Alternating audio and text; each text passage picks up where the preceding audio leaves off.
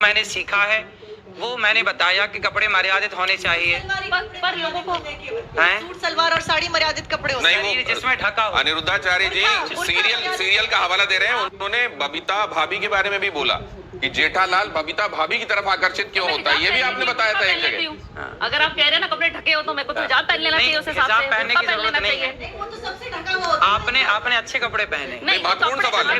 मैंने साड़ी पहनी है, मैं मर्यादित हूँ, लेकिन आपको मेरा बैकग्राउंड नहीं पता। क्या पता मैं रात को पार्टी करती हूँ, क्या पता मैं शराब पीती हूँ, क्या पता मैं घूमती हूँ, लेट आती हूँ। हाँ, मैं पीती हूँ। बहुत अच्छा। तो मेरे कपड़ों से आप मेरे कैरेक्टर को जज नहीं कर सकते।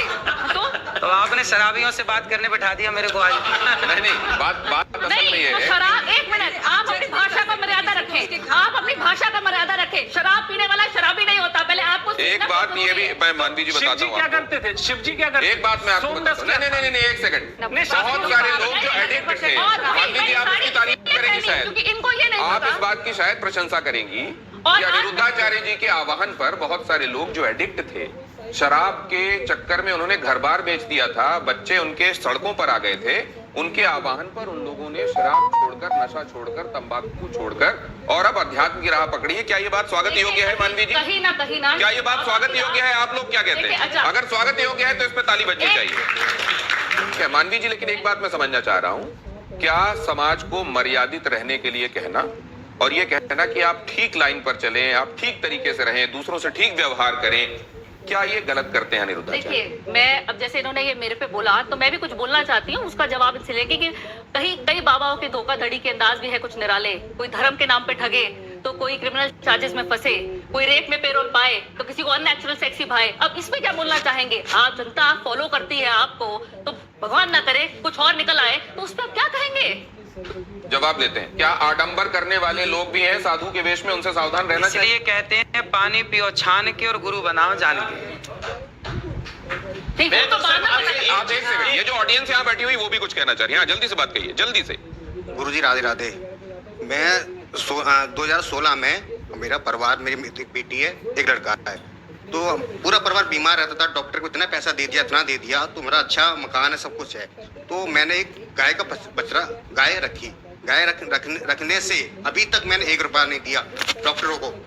1 रुपया दिया। अभी भी मेरी मिसेज, अभी तक उन्होंने कभी भी चेहरे पे क्रीम नहीं लगाई, कभी भी क्रीम नहीं लगाई। दूसरी बात, जो कहना क्या चाह रहे हैं? मैं कहना चाहता हूँ, जो भी आप गोबर बताया, गाय का गोबर है ना, उसके उपला बना के छत पे करते हैं। जितने मोहल्ले वाले आते हैं तो जैसे पूजा होती है तो हमारे घर से लेके जाते हैं, तो अच्छा लगता है मोहल्ले वाले। अभी तक कोई बीमारी नहीं, कुछ नहीं। बहुत अच्छी बात है। प्रमाण है, आप प्रमाण मांग रहे हैं। ये देखिए आपके भक्त हैं और आपकी बातों को मानते हैं। ये भी तो सुनते। बीमारी क्या थी आपके घर में? क्या बीमारी थी? मिसेज को मैं अंदर खुले बताता हूँ मैं आपको, खुला पेट की बीमारी थी। कभी डॉक्टर के पास, कभी एम्स दिखाया, मैं कागज दिखा दूंगा सर, मैंने इतना पैसा लगा दिया, मेरा एक प्लॉट चला गया। क्या बीमारी थी? बीमारी अंदर की। अरे बीमारी का नाम बताइए भाई, जब इतनी जगह जा चुके, बीमारी का नाम बताइए। बीमारी बताता हूँ मैं आपको। बीमारी क्या, पेट की बीमारी थी, तो बच्चा नहीं होता था और फैल हो जाता था, कभी कैसे क्या। उसके बाद जब गाय रखी तो बहुत कृपा से बहुत कुछ अच्छा हुआ, बहुत अच्छा लगा।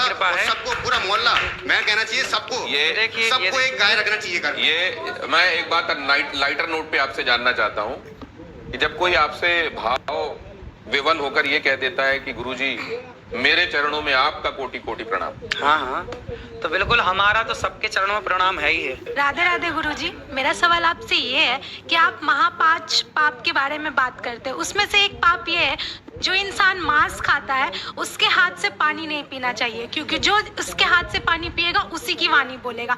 तो अगर हम लोग किसी रेस्टोरेंट या कैफे में जाते हैं, अगर वो वेटर हम लोग को पानी सर्व कर रहा है, हमें क्या पता वो मांस खाता है कि नहीं। इसीलिए तो हमारे बुजुर्ग कह गए बेटा घर पे ही खाओ, घर के बाहर मत खाओ। सिंपल बात। अच्छा, एक नहीं, तो ये जो बातें हैं वो शास्त्र सम्मत हैं, इसलिए मानना चाहिए, या व्यवहारिक भी है इसलिए हम उनको लागू कर सकते हैं? आहार शुद्धौ सत्य शुद्धौ लिखा है। तो खेती भी घर पे कर लेनी चाहिए, सब्जी घर पे ही तो होती है खेती बेटा। संभव नहीं आज के परिवेश। बेटा घर पे ही तो होती है ना खेती। देखो लाखों लोगों की शराब छूट गई मेरे कहने से। बहुत अच्छी बात। लाखों लोगों के घर बस गए। कितने पति पत्नियों के झगड़े होते थे, कथा सुनने के बाद वो पति पत्नी बिल्कुल प्यार से रहने लग गए। सास बहू के झगड़े होते थे, कितना डिप्रेशन था, सारा डिप्रेशन खत्म हो गया। और आज आपको बताऊं कि गौरी गोपाल गुरुकुल में 150 बच्चे पढ़ते हैं। जो बच्चे असमर्थ हैं, माँ बाप जिनको पढ़ा नहीं सकते, जिस किसी की माँ नहीं है, किसी का पिता नहीं है, ऐसे 150 बच्चे वहाँ रहना, खाना, पढ़ना, लिखना सब फ्री है। बच्चियां भी हैं। एक बात और 150 बच्चे पढ़ते हैं आपको वहाँ। देखता हूँ कि आप गायों के पैर दबा रहे हाँ। हैं और वो बड़े स्नेह से आपको चाट रही होती हैं, वो भी दुलार रही होती हैं आप। मैंने देखा 400 वृद्धाओं माता को, है, 285 वृद्ध माएं हैं जिनके ये बच्चों ने वृद्ध घर से माएं निकाल इनके बारे में बताएंगे किस किस सोशियो इकोनॉमिक अभी कैटेगरी से आपने आती एक बात कही थी, गौरी गोपाल गुरु आश्रम में एक वृद्ध माँ है जिनका बेटा अमेरिका में आंखों का बहुत बड़ा डॉक्टर है और वहाँ उसका हॉस्पिटल है। रहने वाला भारत का है पर अमेरिका शिफ्ट हो गया, अब उसने एक हॉस्पिटल बनाया आंखों का। और विडंबना देखिए कि उसकी माँ गौरी गोपाल में रहती है और उस माँ को भी संयोग से आंखों की दिक्कत है। तो अभी मैंने उन माँ का इलाज कराया और अभी उन माँ की आंखें अब ठीक है, थोड़ा मोतियाबिंद हुआ था, कुछ दिक्कत हुई थी, अब ठीक है। आप कई बातों को